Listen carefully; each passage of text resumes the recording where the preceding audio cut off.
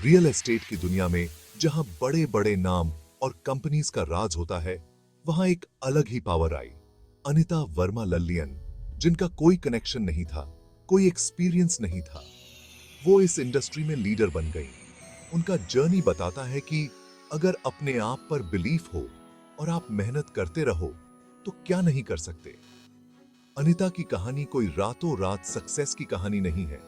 ये कहानी है ग्रिट की, डिटर्मिनेशन की और बड़े सपने देखने की हिम्मत की। उन्होंने प्रूव कर दिखाया कि मेहनत और क्लियर विजन के साथ कोई भी ऑर्डिनरी इंसान एक्स्ट्रॉर्डिनरी काम कर सकता है। अनिता वर्मा लल्लियन की कहानी शुरू होती है एक छोटे से टाउन में, जहां हर कोई एक दूसरे को जानता था और जीवन की रफ्तार धीमी थी। रियल एस्टेट की स्काईस्क्रेपर्स और बोर्ड रूम से बहुत दूर, एक ऐसी जगह जहां सपने अक्सर सीमित रह जाते हैं। एक मिडिल क्लास फैमिली में पली बढ़ी, उन्होंने छोटी उम्र में ही हार्ड वर्क और परसिवियरेंस की इंपॉर्टेंस सीख ली थी। उनके माता पिता ने उन्हें हमेशा सिखाया कि मेहनत और ईमानदारी से ही सफलता मिलती है। उनकी लाइफ सिंपल थी, लेकिन उनकी एस्पिरेशंस बिल्कुल भी ऑर्डिनरी नहीं थी। अनिता हमेशा से कुछ बड़ा करना चाहती थी, कुछ ऐसा जो उनके छोटे से टाउन की सीमाओं से परे हो। अपनी एजुकेशन पूरी करने के बाद अनिता ने रियल एस्टेट की कॉम्पिटिटिव दुनिया में कदम रखने का डिसाइड किया। उन्होंने अपने सपनों को साकार करने के लिए बड़ी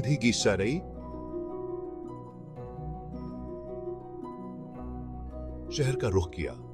उनके पास टैलेंट और सक्सीड होने की एक बर्निंग डिजायर के अलावा कुछ भी नहीं था, लेकिन उन्होंने कभी हार नहीं मानी।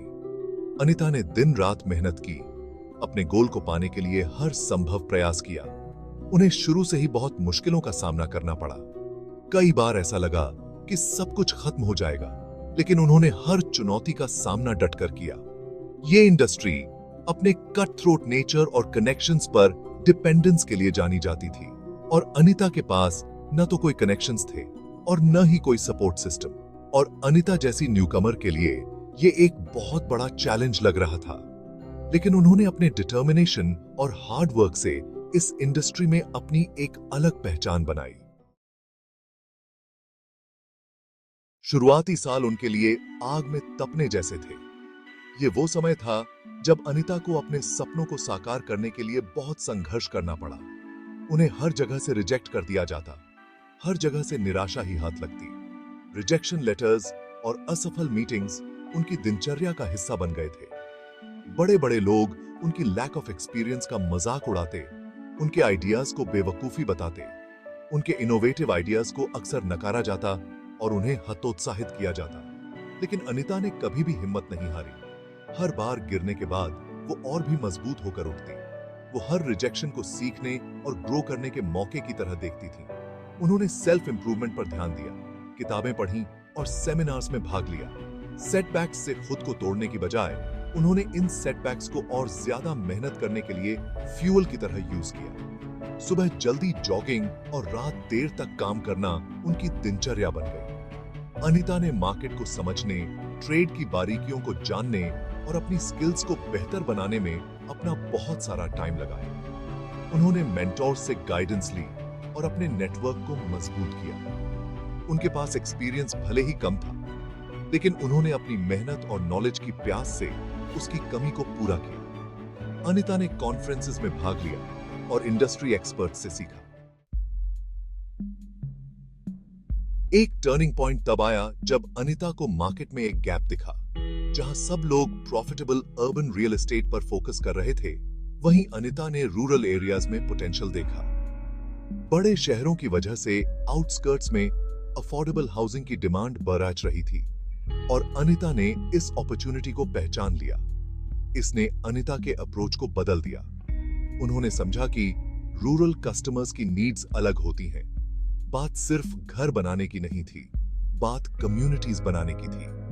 अनिता ने अफोर्डेबल, सस्टेनेबल और कम्युनिटी सेंट्रिक प्रोजेक्ट्स पर फोकस किया, जो रूरल रेजिडेंट्स की जरूरतों को पूरा करते थे।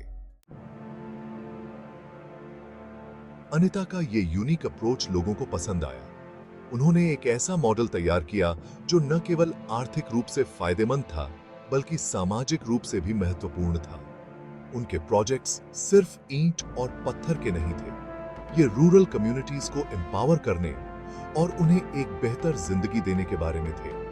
अनीता ने हमेशा इस बात पर जोर दिया कि उनके द्वारा बनाए गए घर सिर्फ रहने की जगह नहीं, बल्कि एक कम्युनिटी का हिस्सा हो।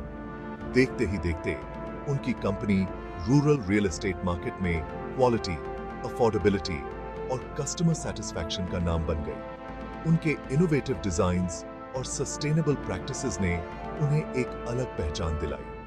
अनीता की सक्सेस सिर्फ प्रॉफिट्स के बारे में नहीं थी, ये लोगों की जिंदगी में बदलाव लाने के बारे में थी। उन्होंने हमेशा इस बात का ध्यान रखा कि उनकी कंपनी के प्रोजेक्ट से लोगों की जिंदगी में सकारात्मक बदलाव आए।